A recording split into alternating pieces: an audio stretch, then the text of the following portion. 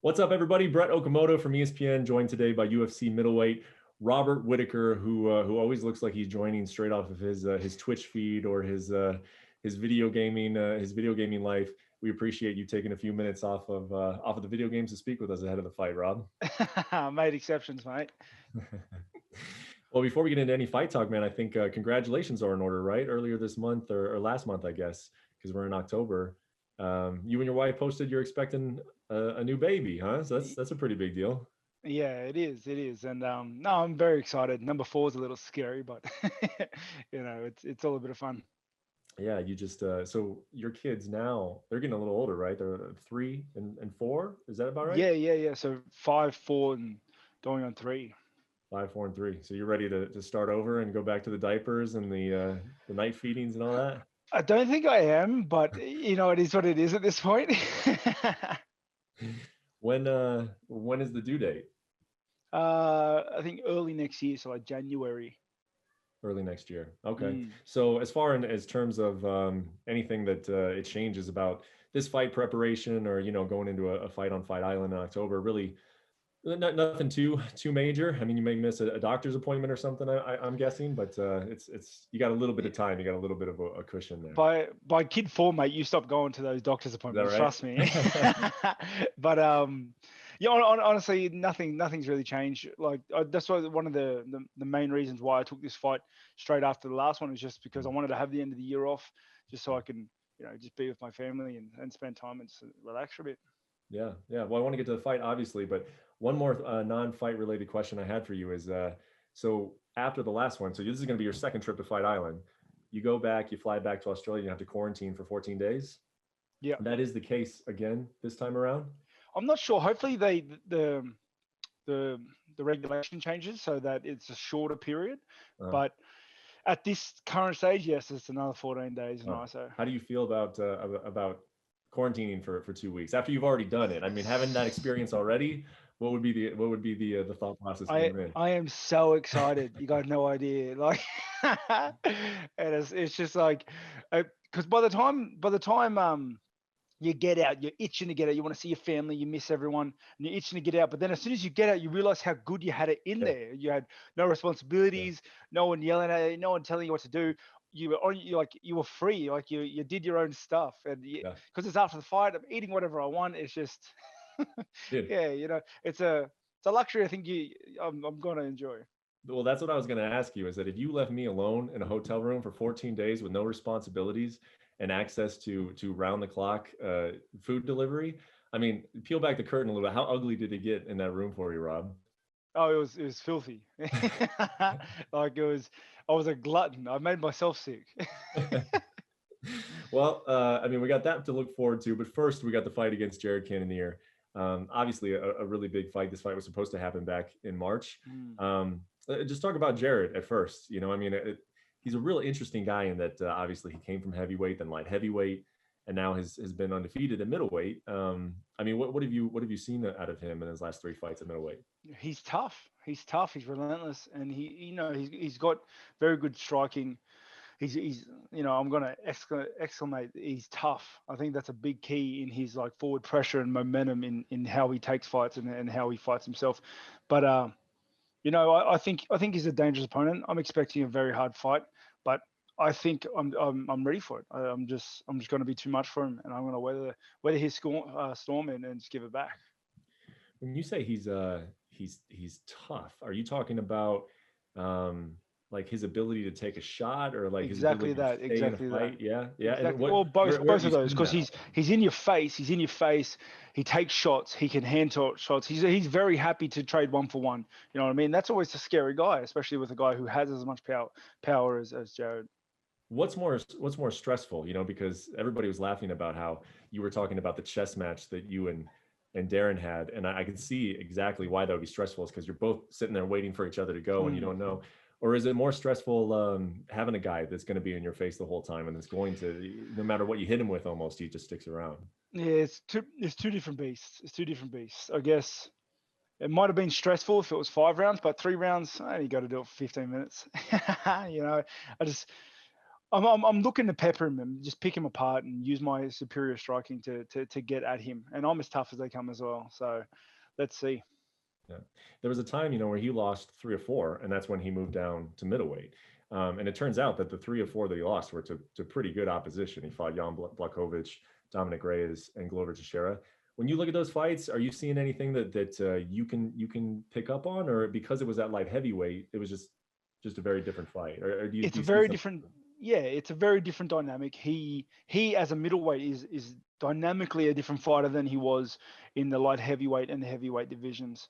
How he fights is very different, as well as you can see he's learnt from those fights, and he comes into fights with different game plans and much more experience. And I I pick apart those fights and I look at ways, things that I can exploit that he can't really change on the go, but honestly, he's a completely different fighter to that period. So I'm going to have to adjust. I have a rough game plan that me and my team have made together, and I'm going to go in there with that, but also be adaptable. Yeah. And you talk about the game plan with your team. One of the things that a lot of people are commenting on going into the Darren Till fight is just how happy you looked, and you spoke about it afterwards, that you just really enjoyed the process, getting right back into camp and going right into a situation where you're going to fight a really tough guy. Has it been as enjoyable as the last one, or were there days you're like, man, this was just too close? Why did I do this to myself? Mate, it's the diet. Everything is fine. The training's fine. Everything's cool. The pressure's not even there. It's like this is what I do. But the dieting sucks. I feel like this time around I'm starving. Yeah. And I think it could have been because of that 2 week isolation period where I just ate whatever I wanted. So Yeah. it just gave me like a solid taste of of what could be, and then I had to cut it all back again. And that's the only part, honestly, that I'm really starting to feel. I mean, what is Robert Whittaker going to weigh on Christmas Day in 2020? Hopefully under 100 kilos. Hopefully. Under 100? Is that what you said? 100 kilos, yeah. Okay, so in pounds, we probably don't know, huh? You probably It's don't know like how to convert that one. 225. 225. Hopefully Yeah. somewhere under there. Okay, Yeah. so maybe a light heavyweight still by Christmas Day. Nah, definitely not. Definitely Is not. I'll this be a little a heavier than that. is this a number one contender fight between you and Jared? It's hard to say. I would assume so. I would assume so, just because we're both at the top of the pecking order. But I'm not really giving it much thought. I'm just getting in there to earn me Christmas. How are you able to do that, man? Because I mean, obviously, for a lot of people, I mean, I know that smart guys, especially, and the guys who've been doing it for a while, they find, get your wins like day by day and don't look too far ahead. But you're in a sport that is kind of driven by championships, So Mm. how are you able to separate it and just kind of look at this fight like? Because that's what you're going to get asked that a million times before the fight. Is this a number one contenders fight? How are you Yeah. able to separate it? I guess because I don't really care too much. Like, the, I don't put too much investment in trying to get the title back. I never had like invested too much in it the first time either. Mhm. It's just who I am. I do this sport because it's what I do for a living and I enjoy doing it. This is my skill set. This is my trade. This is my craft. So that's the primary reason why I fight. Everything else is just a result of. So winning fights obviously leads me to getting higher in the pecking order until I'm a champion again. And if that happens, I'm grateful. But my sights are set just fight by fight because that's what I do. If the title isn't the goal, do you find yourself finding at all that Izzy might be a goal of yours at this point, just because you fought him once before, and now just kind of the success that he's had, and how everybody's calling him, man, he's the guy who can beat him at 185. I mean, I imagine someone as Mm. competitive as you, that might turn into the goal, maybe just more so than the belt, that I got to beat that guy. Yeah, that's one of the few things that I want to do is just run that back with him, just because he's, especially after his last fight, he looks phenomenal. So I just want to get back in there and give another crack, just as a competitor, as a fighter. That's something I want to do. Otherwise, it's just fight by fight, just take it as it comes. Well, I saw leading up to that fight between Izzy and Paulo that you were saying if I was a betting man, I'd pick Izzy, but there was something about Paulo, how he was just Mm, tough and he would just come forward nonstop and the power and mm. everything. As the fight got closer and you kind of, I don't know how much attention you were paying to any of this, but did your mind change at all, or were you expecting Izzy to win the fight when? No, it didn't, because honestly, that fight could have gone two ways only, and that's Izzy picks him apart from the outside, or Polo goes Hulk smash and just goes in there. You know what I mean? And starts throwing like he does. But unfortunately, that didn't happen. Did I expect Izzy to finish him in that fashion? No, I did not. But everything leading up to the finish, I certainly, saw as a possibility. He looked good that fight, man. Got to give it to him. I don't like the guy, but he's bloody good. You know what I mean? Yeah. Yeah. I mean, what were you surprised at all in anything that Paulo did or didn't do in the fight? I think Izzy really controlled. Like a lot of people are going to say Paulo Costa didn't do much, and maybe he didn't, but Izzy controlled that fight very, very well. He controlled that fight very well. It would have been it's very hard for Costa to for people to speak on Costa why he didn't do what he did, because he was in there. Mm-hmm. It's hard to move forward against a counter striker like that, especially when he's making you pay every time you go in. It's just Izzy just controlled that fight. Hats off to Izzy. Good fight. Did you learn anything really new about Izzy watching that fight? I mean, obviously he looked great, but did you learn anything about him? Yeah. You gotta wait for him to come forward. You gotta play his game. You can't move in on him. His counter striking is honestly, it's one of the best I've ever seen. So you have to take that. You have to take that into consideration when preparing for him. Did you learn that in your fight with him, or did you? Certainly, but it was just reinforced in his last couple of fights. Can you talk about just what it was? I guess because you're right. I mean, I see, and I'll admit I was even one of them saying that, and it was more so like my opinion on Paulo was, it was like, well, that wasn't anything that like we've used to be seen. Like it's nothing.